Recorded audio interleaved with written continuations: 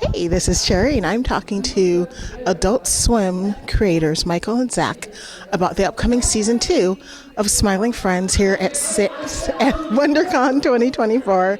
I'm getting my cons confused, but I'm super excited because I love Cartoon Network and I love Adult Swim, and I'm always excited to talk to the cast, creators, and team members behind the animated series and live action series that we all love.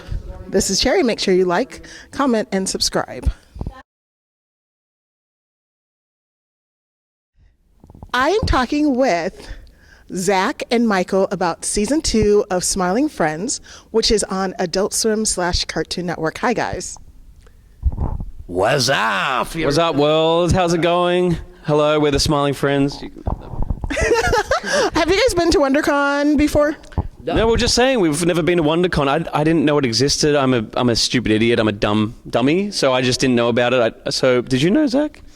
I'm also a stupid, dumb. No, I've never even heard of WonderCon, but we went to Comic-Con. We've been to Comic-Con, and it's great so far. It's been exciting. We're loving it. Thank you. Now, for those who are unfamiliar with Smiling Friends, can you tell me a little overview of the show and why they should be tuning in for season 2?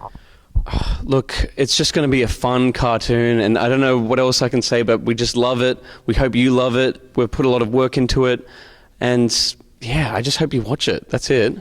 Season 2 is going to be high octane. You ever heard about that expression? High octane. It's going to be off the walls, off the charts. It's going to be wild. It's going to be rowdy. I mean, is there any other adjectives you can think of? Is that every adjective in the thesaurus? Okay, well then there you go. Yeah, that's it. Now, you guys have such good chemistry. How did you guys come up with the show, and how did you pitch it? Because I know pitching is really hard.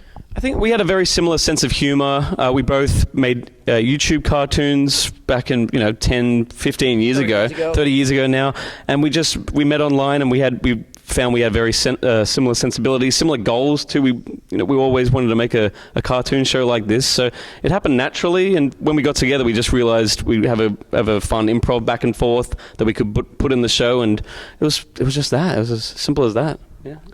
I mean, I completely agree. Pim and Charlie are, they're not also like we've said a million times, but the energy there, the improv back and forth is definitely that's the most fun part to us is the back and forth of it all. Now, I'm curious, what is the inspiration or beloved animation shows that sort of inspire the overall look and humor of Smiling Friends?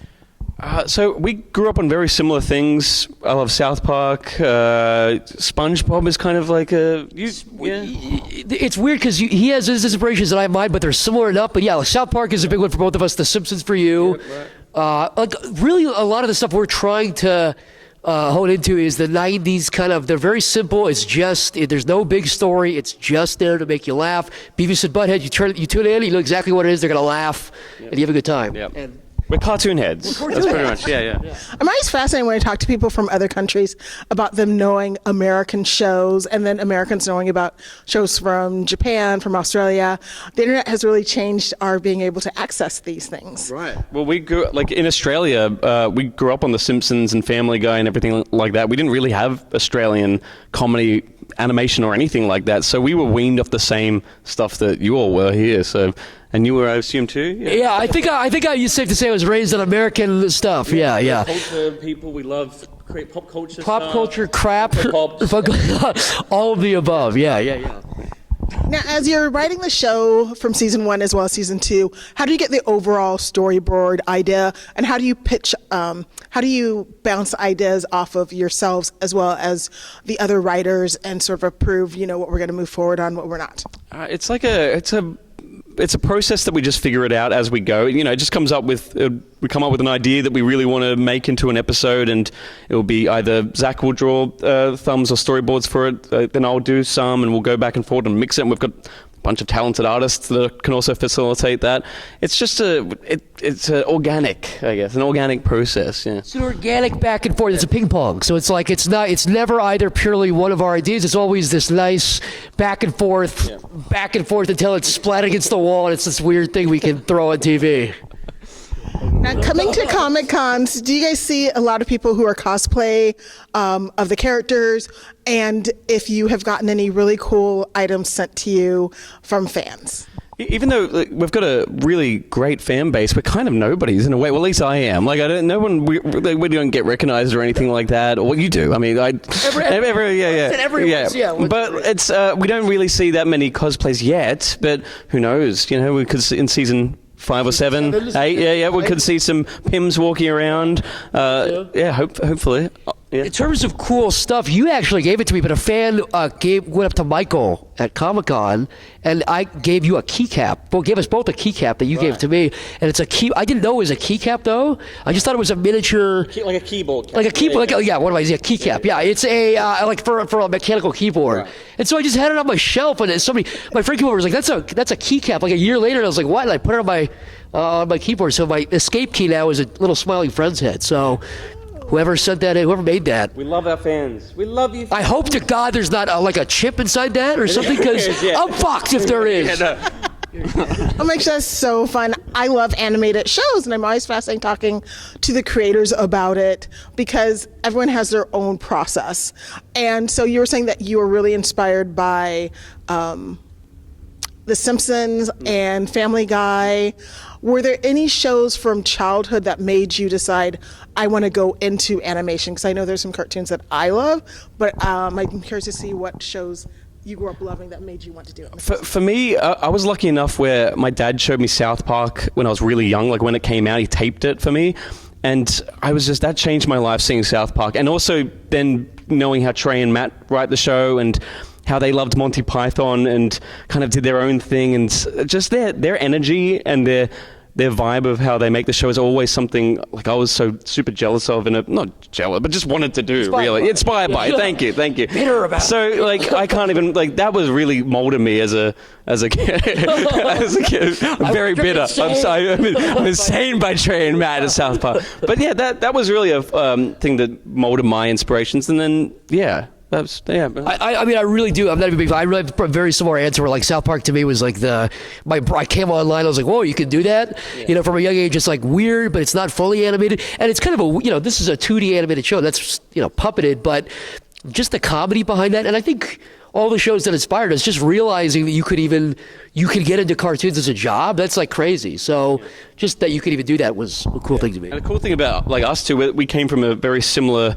world where we would be like, I'm assuming with you, I was the only one that drew at my school, and like people would be like, oh, you can draw. Like, around you. Yeah, so that was, and I sucked at schoolwork. That was all. I was just drawing all the time. So this is all we know. This is all we know how to do. Let us just have the drawings, please. Yeah.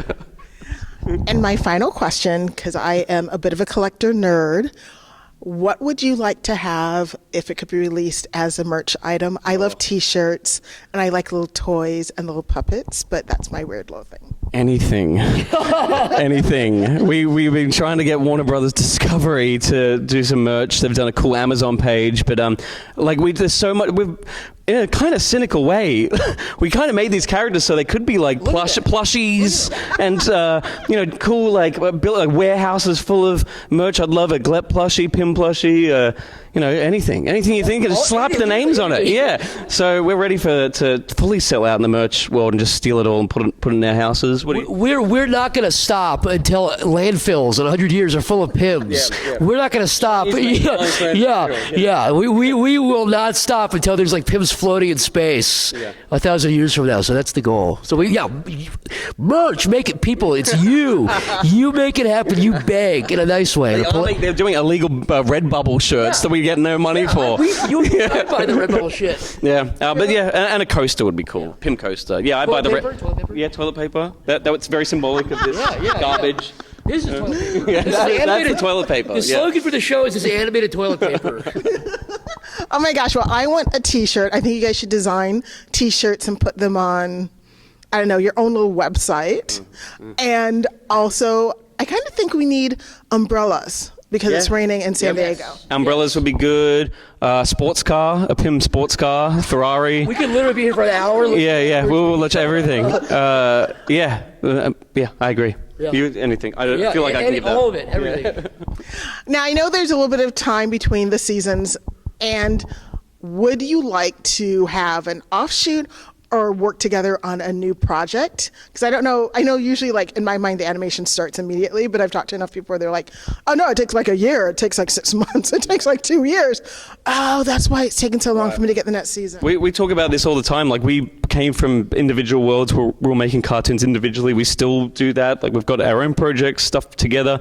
We'd love to do something else. It's just figuring out what that would be to be not Smiling Friends that again, basically. So, yeah, something good happen. Something's going to happen. Something's in the pipeline. It's going to be off the wall. I can name all the adjectives I did earlier when I said off the wall and stuff. Again. Off the wall. What did I say? Wild? Yeah. Anyways, just play that. Edit that back into what I'm saying now. That's my answer. It's been so fun talking to you guys. I can't wait for season 2 to start. Also, to find out what's going to go on April Fool's Day. Hopefully the joke won't be too hard. I'm kidding. I want it to be really hard. But thank you so much. And I'll keep an eye on the site so I can announce when season 2 starts. Great. Thank you so much for having us. Great. Thank you. Thank you very much. Thank you. Bye. Thank you. Wow.